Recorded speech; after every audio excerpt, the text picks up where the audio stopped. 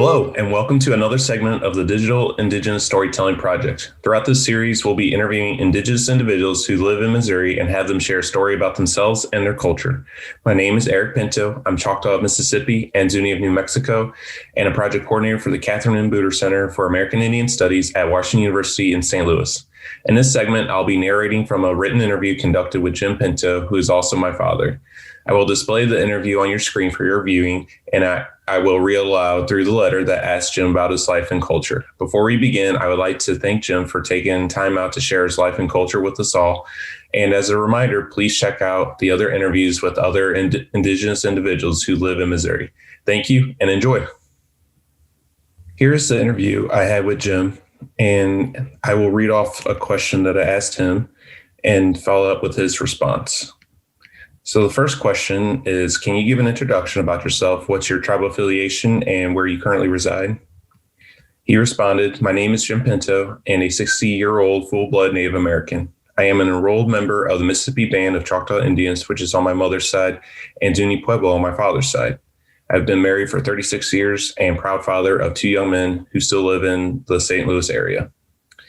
How long have you lived in St. Louis? I currently live in St. Louis County and have lived around the St. Louis area all my life. I was born in St. Louis, Missouri, but grew up in St. Charles, Missouri. I am the oldest of four siblings. I have a sister and brother that live in St. Louis, Missouri, and one sister in Lawrence, Kansas. Can you share more about your family and where they're from? Our parents moved to St. Louis in the mid-1950s. Our dad grew up on the Zuni reservation in New Mexico. My dad left Zuni for a couple years when he was in the Army during the Korean conflict. After returning to Zuni, New Mexico, the government started a relocation program to assist Native Americans to acquire jobs off the reservation. My dad was able to get a job with McDonnell Douglas Aircraft, which is now Boeing Corporation. He worked there until he became ill and retired after working there for 30 years. My mom's story was a little different in the sense that she had grown up on the Choctaw Reservation in Mississippi.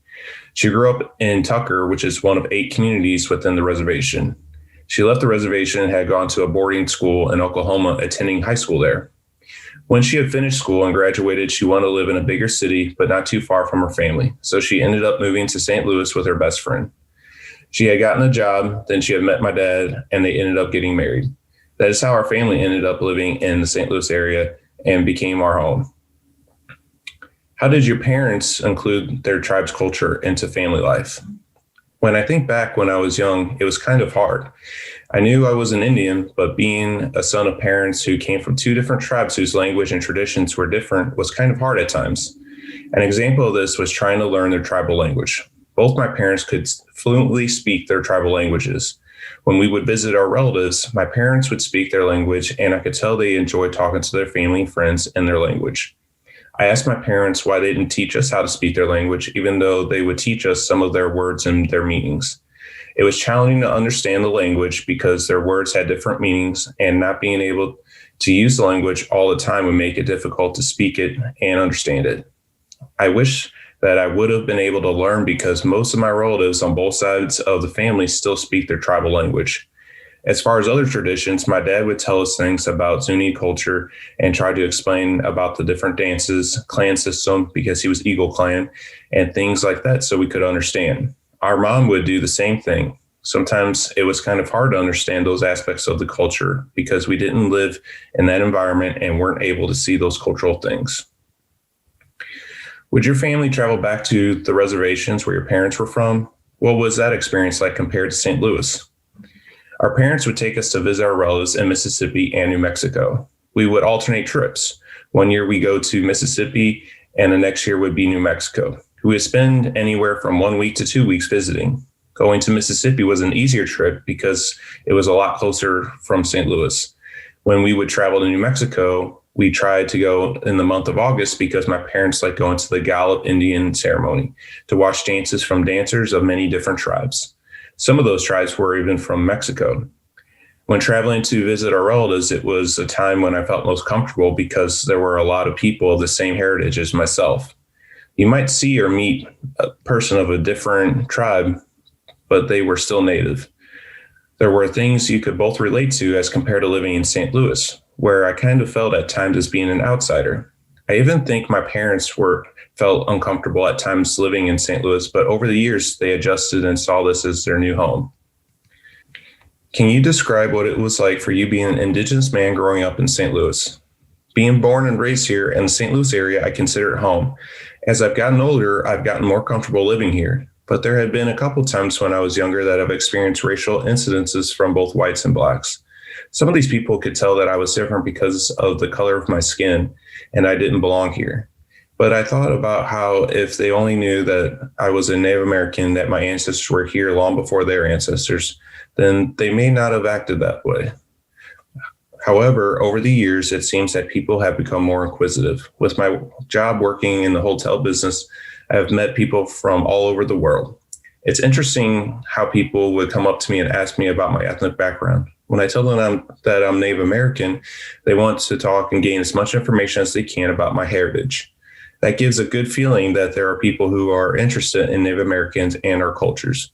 Sometimes I feel being a Native American growing up in St. Louis, there's not a large group in this population and we're not recognized.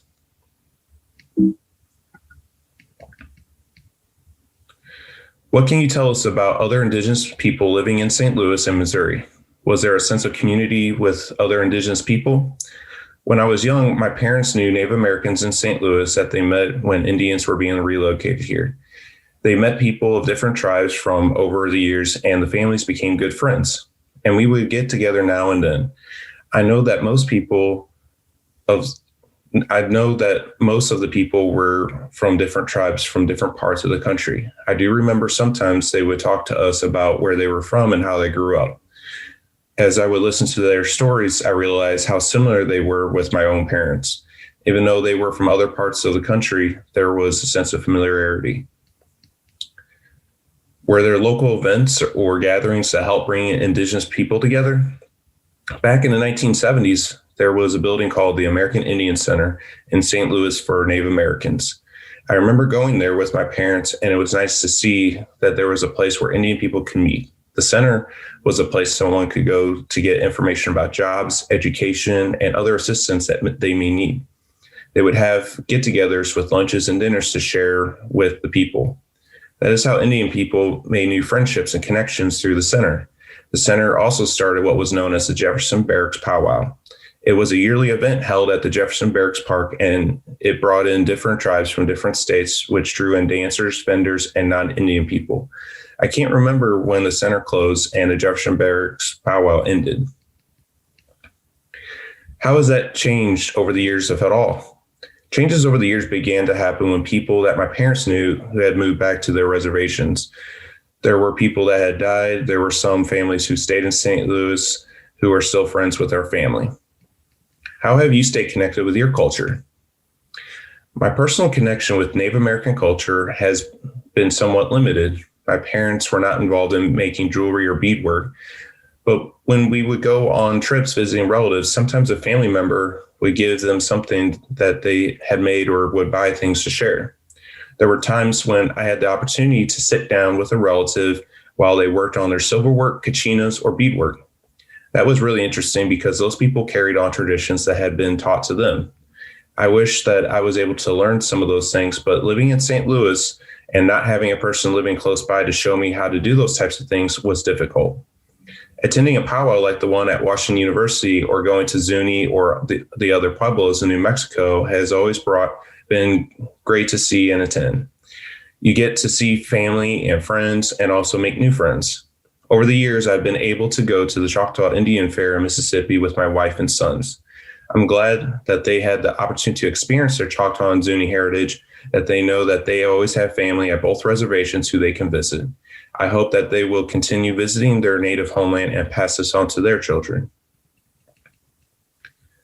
Do you have any messages or thoughts that you would like to share with the local St. Louis community, Missourians, or other Indigenous people? My thoughts as a Native American born and raised in an urban environment has made me think at times of what it would have been like growing up in an area where there were more Native American people. There is this one family that lives in St. Louis that I've known all my life, and that's important to me. Every once in a while, I will see another Native American in the store shopping that I didn't know. We would start talking to each other, and I would learn about their life and background. Sometimes we might even know the same people. Afterwards, it's nice to know that there are other Native American people in the area. You can also see so many things associated with Native Americans all around St. Louis. But yet there are St. Louisans who have no idea that Native Americans are a large part of St. Louis history. Over the years, I have had people ask me if I was Mexican, Spanish, or even Hawaiian. When I would tell them no and tell them that I was Native American, they would be so surprised.